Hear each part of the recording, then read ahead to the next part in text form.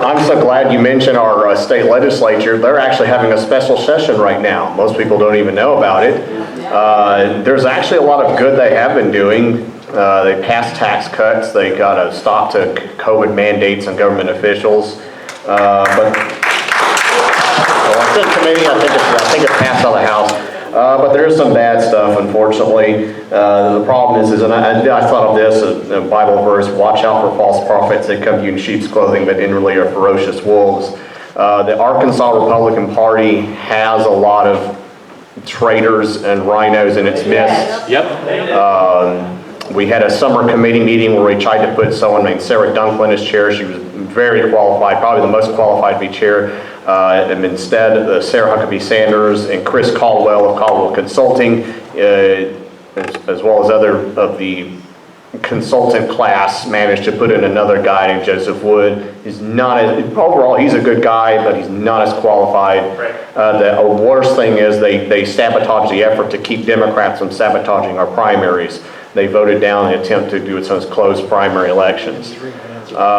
This special session, they tried to fast track an attempt to weaken the Freedom of Information Act, known as FOIA. It was actually earlier today, I actually recorded and live streamed that. Now you can check it out on Facebook, Kenny Wallis, Arkansas, also Just the Right Angle on YouTube and Rumble. I'm actually uploading some of the footage right now from that.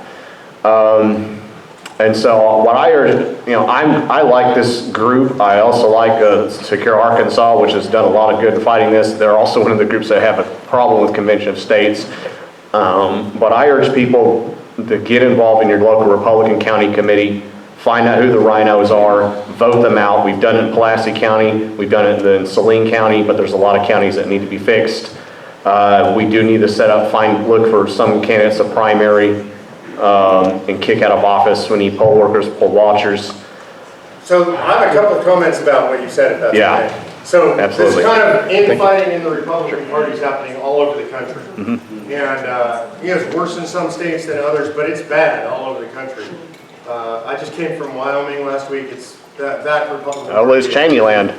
Total meltdown, right? Literally, you got the party prohibiting the seating of delegates from a couple of counties. It's a disaster.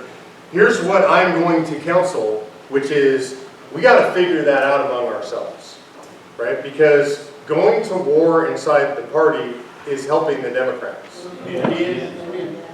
And that means I'm going to say an ugly word, and a word I don't like by nature, which is it needs compromise, right? And so because there are factions within the party, that's just human nature.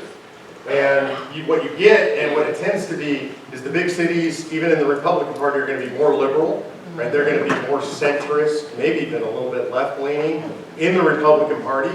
And then the folks that live out in the country who are like me are going to be mostly the serious conservatives. And you're going to end up with this war, and I'm just going to counsel people, we better figure that war out. We better get our house in order. And it's not about one side or the other decimating or kicking the other out. We're going to have to link arms if we're going to save our country, right? And so that's a hard lesson. It's been a very hard lesson for me because I just want to go to war. I'm a hardcore right-wing conservative, and I just want to go to war and get rid of all the rhinos. That's not realistic.